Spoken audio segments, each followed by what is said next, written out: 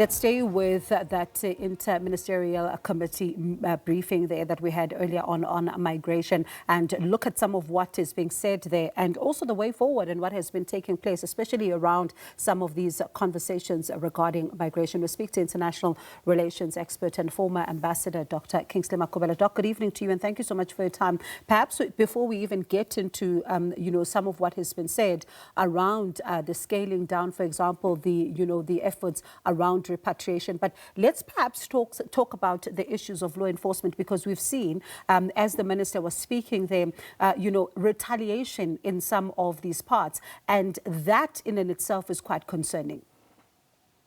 Well, Bongiwe, good evening, and thanks very much for the invitation. Bongiwe, any attack against law enforcement agencies in the country is quite a serious matter. But I think what we need to elevate ourselves is to deal with lawlessness without any identity. Once we start giving identity to any form of lawlessness, that's when we start running into a very uncharted territory.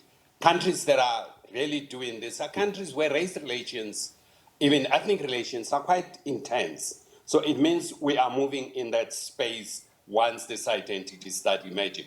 No doubt about it, we have had a demonstration organized by foreign nationals where they stormed and threw stones at law enforcement agencies. But it's because of the nature of the demonstration. It was a demonstration of foreign nationals. And which territory would you caution against moving to, that you say we're moving towards, especially if we were to now attach identities? Bongiwe, the question of migration, that's why at the AU level, they've been struggling to have a proper discussion since 2018, heads of state, and come up with a solution. It's because it's quite a complex matter, Bongiwe. If you go to the Horn of Africa, you find the Hemitic group, which includes a large number of groups. In West Africa, you find the Berber and the Tuareg, which are basically nomadic people. Some of this discussion of the AU has to do with this fundamental that is much bigger than what we see. Here at home, around Southern Africa, you find the San people that you find in Namibia, you find them in Botswana, in South Africa, roaming essentially the Kalaharis. So those are issues that are becoming very complex in terms of dealing with issues of who is a migrant, who is not a migrant. So it's going to be very complex to deal with it at that level. Of course, Bongiwe, this is compounded by the fact that modern state system, you have to have an identity, no doubt about that.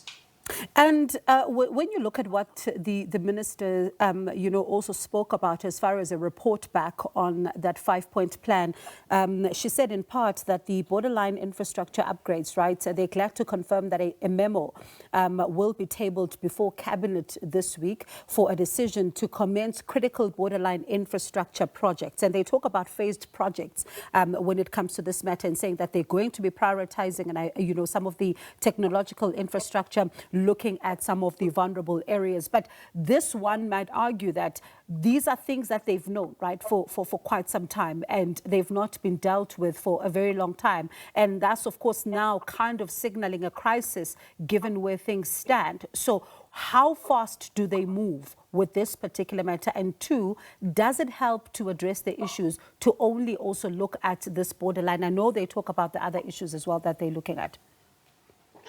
South Africa is facing quite a complex challenge with respect to control of movement of people in and outside the country. We've had incidents in the past, Bongiwe, you recall, where actually 2 planes full of people, it landed here, and no one knew how they ended up here. It tells you in terms of controls of the immigration, the movement of people, there's been a huge challenge. I think we have neglected this area, given the fact that we know modern day migration, it's embedded in it criminal element and syndicates that are involved in trafficking of human beings, trafficking of all contrabands around the country. So I think it's a bit too late, but shouldn't we do something because it's too late? We should certainly do something. Mm-hmm. And I'm glad that Inter-Ministerial is starting to look at addressing broader issues. But Lindwe, let them not too much focus on foreign nationals. The bigger focus must be on the lawlessness that we're seeing within the country, people taking the law into their hands. I think that's where the threat to the state is. The threat to the state is not the movement of migrants, it's people who are actually starting to usurp the powers of the state. And there is, of course, you know, a lot to be said about the issue of migration. For example, I'm thinking about the Kgalema Motlanthe Foundation, you know, hosting that winter seminar that was looking at this particular issue. As you say, it seems that it's a complex one. South Africa can't resolve it alone, and that's been the resounding call of everyone. But is the continent ready to have this uncomfortable conversation and to discuss it at a level that it is needed to be discussed at? And I ask this because last week you and I were talking about this issue of ECOWAS and where we're finding ourselves right now. So is the continent ready for this conversation? Bongiwe, unfortunately, I mean, I saw the statement by Mahmoud Yusuf, the chair of the African Union. He was saying that this question of whatever he calls the xenophobic attack in South Africa, that the continent cannot remain mum on this thing. They have to start talking about this issue. And he said they're going to put this issue under the agenda of the AU. The South African government is speaking about the broader discussion of migration, which has been outstanding, has been an agenda item of the AU. But I'm afraid as we're talking now, Bongiwe, that has been overtaken by events. It seems the focus is going to be on South Africa, and that will be a very narrow approach to a bigger, broader issue that is resulting in some of the conflicts we're seeing in the continent. This question of illegal migration, movement of people and contraband, and even sometimes trafficking of weapons across the board. I mean, if you take the Karamoja conflict belt in East Africa, the huge problem, East Africa and the Horn, the huge problem is the trafficking of small arms into that. So we're losing the bigger picture, I'm afraid, but I'm afraid also that South Africa has lost a strategic initiative to guide the discussion within the AU.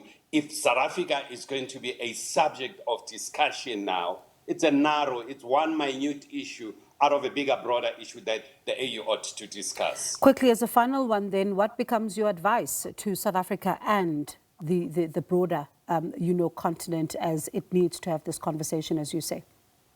You know, my view, Bongiwe, is that South Africa should have approached different regional groups to raise this concern that you can't have a matter such as this elevated to the AU Assembly of Heads of State by Ghana, which is not part of the Southern Africa group. This matter, it's dealt with in the Southern Africa group, the SADC group, is seized with this matter. So it should be deferred back to the SADC to deal with that. So the AU should discuss the broader migration issue, which I'm saying, Bongiwe, certain countries are seriously conflicted because of the historical movement of group of people around. So that's where it's going to be a challenge. And I think that's where South Africa should take a firm stand that it can become an agenda item of the AU. All right, appreciate your time as always. Thank you for speaking to us. That is Dr. Kingsley Makhubela, International Relations and former ambassador.